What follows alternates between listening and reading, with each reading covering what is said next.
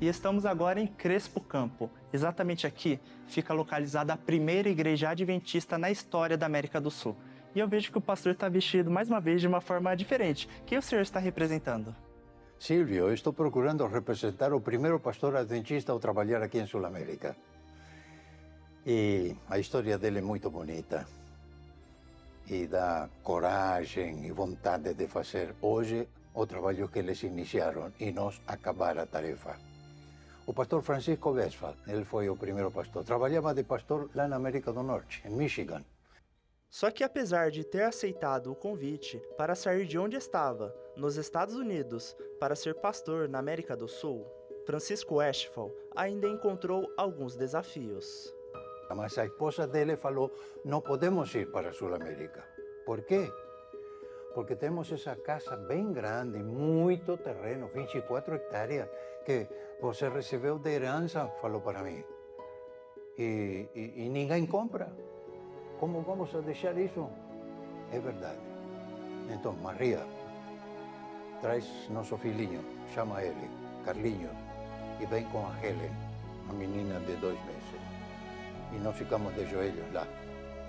Eu pedi a Deus que, por favor, me ajudasse a vender a propriedade. E a resposta de Deus para a família de Westphal veio mais rápido do que muitos poderiam imaginar. Dormimos muito bem essa noite. E ao dia seguinte, recebemos uma carta. Uma pessoa estava dizendo, desejo comprar a tua propriedade. E Deus dirigiu todas as coisas. A resposta foi no tempo certo. E venderam a propriedade e chegaram aqui em Sul-América 18 de agosto de 1894. 4 anos depois do irmão Jorge Riffel, que foi o primeiro missionário que chegou aqui.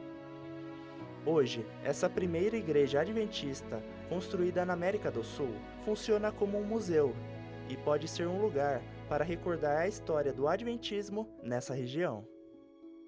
Hoje ela não é usada mais como igreja, porque já existe uma outra igreja que foi construída ao lado dela. E ele chegou. E o pastor Westphal, quando chegou, tive a oportunidade de organizar a primeira igreja adventista no território da divisão sul-americana. E hoje estamos aqui. Essas bancas são as originais. O piso é original. Totalmente conservado. Totalmente conservado. O forro que temos aqui acima da cabeça é original. As janelas e as portas são originais. O púlpito que lá temos... Vamos lá dar uma olhada? Vamos. O púlpito também era original. Aqui pregava o pastor Westphal. Onde você está subindo, aqui onde estamos subindo, essa plataforma original, esse tapete aqui também. A Bíblia, você pode ver a Bíblia em alemão, letra gótica. E aqui os pregadores eram bem firmes, trabalhando muito bem a palavra de Deus e apresentando a mensagem de Deus. Da mesma forma que o primeiro missionário adventista na América do Sul, George Riffel, o pastor Francisco Westphal também desembarcou no porto da cidade argentina de Diamante. E assim que se encontraram, os dois de cara já organizaram um culto na casa de Riffel. E Jorge Riffel mandou, Pedro, vai, convida os vizinhos lá. Joãozinho, vai, convida outros vizinhos, estamos todos aguardando. Chegou o pastor, hoje à noite temos culto às 8 da noite. E quantas pessoas chegaram nesse culto? A casa de Jorge Riffel ficou super lotada, não só dentro, a janela, frio, agosto, faz frio aqui em agosto. As janelas abertas e o povo por fora olhando. Francisco Westphal pregou por 1 hora e 15 minutos para toda aquela gente. E mesmo assim, o povo queria ouvir mais da palavra de Deus. Fechou a Bíblia e falou, irmãos, agora vamos em casa. Todo mundo sentou-se e pediu, pastor, por favor, continue pregando. Não, já preguei, mas um pouco a mais. 1 hora e 15, eles queriam mais. Mais 1 hora e 15, quase 1 hora e 20. E pregou seu segundo sermão. Irmãos, vamos a cantar um hino e vamos embora. Todo mundo ficou lá dentro e eles cantavam 1, 2, 3, 4 hinos. E depois, pastor, continue pregando. Não, por favor, já preguei 2 sermões. Por favor, pastor, um pouco a mais. Que coisa linda. Jesus falou, bem-aventurados aqueles que têm fome da palavra, fome e sede. E esse pessoal tinha fome e sede. Até a 1 da madrugada ele pregou. Pouco tempo depois, todos aqueles fiéis puderam ter um espaço oficial para louvar a Deus por todas as maravilhas vistas naquela região. E assim iniciou-se a primeira igreja adventista. Final de agosto, 1894. Início de setembro, dia 9, sábado, pastor Wefald teve a oportunidade e o privilégio de organizar a primeira igreja adventista do sétimo dia no território da divisão sul-americana, 9 de setembro de 1894, aqui, nesse lugar.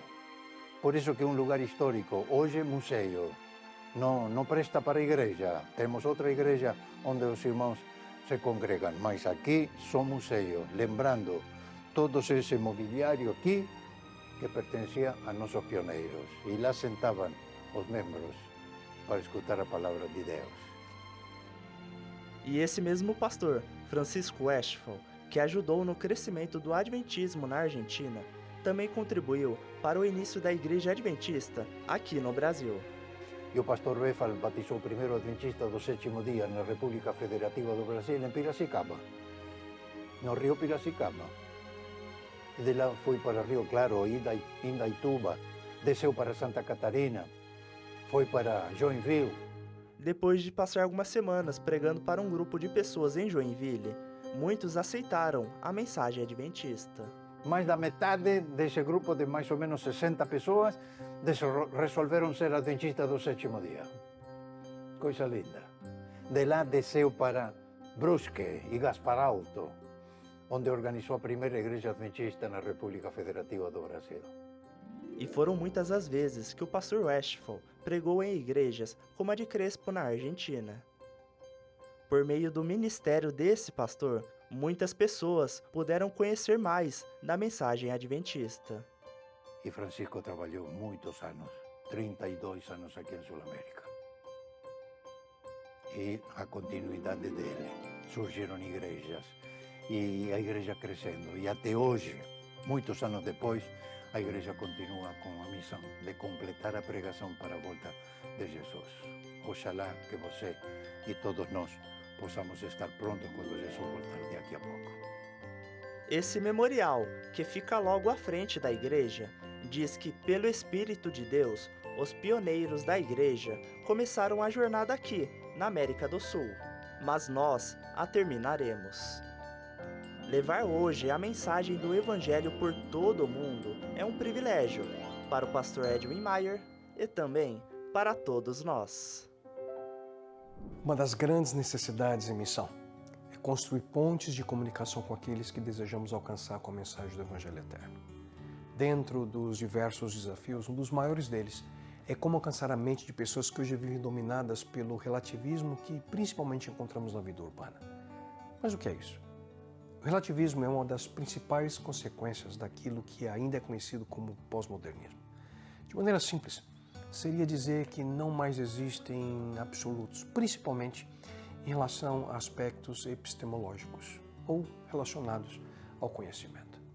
A ideia por detrás do pensamento relativista é mais ou menos a seguinte: aquilo que é verdade para você não é necessariamente verdade para mim.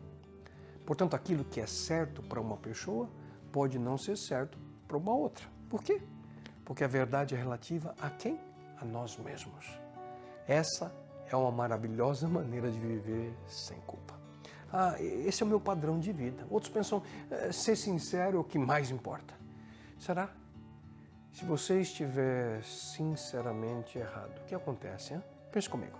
Se você levanta de noite com dor de cabeça, por exemplo, e decide buscar algum remédio para tomar, mas não acende a luz do banheiro, você vai ali apalpando e pega um recipiente que você sinceramente acha ser o remédio para dor de cabeça, mas não é. E se for, por exemplo, o produto para desentupir a pia? Se você consumir, qual será o resultado? Hein? Você sinceramente estará caminhando do hospital com muito mais do que uma simples dor de cabeça. Já parou para pensar como seria o trânsito sem regras e sem leis? O que aconteceria diante de um farol vermelho se você fosse ensinado que você para apenas se você sentir vontade? Hein?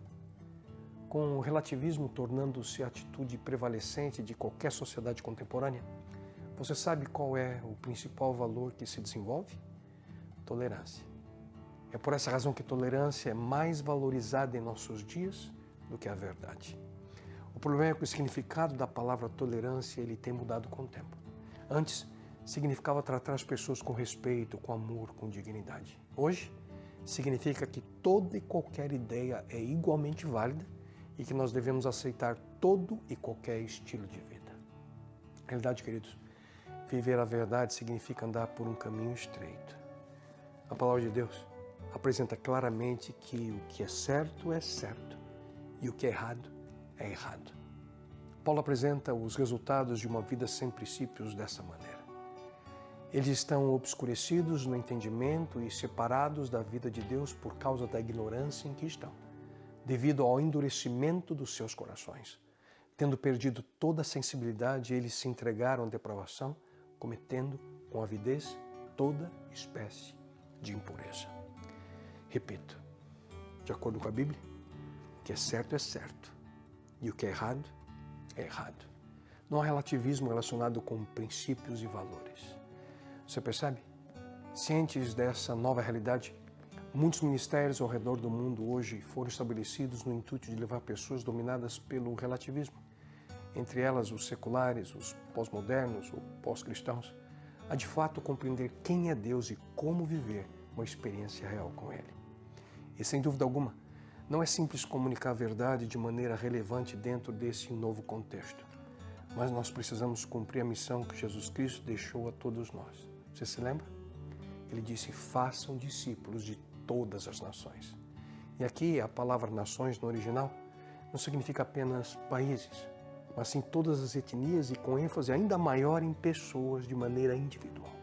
Portanto, no cumprimento da missão, certamente nós precisamos, com sabedoria e intencionalidade, buscar novos métodos e estratégias para assim focar a nossa atenção naqueles que hoje são influenciados pela mentalidade secular, pós-moderna e pós-cristã ao redor do mundo, que são pessoas igualmente objetos do amor e cuidado que Deus tem.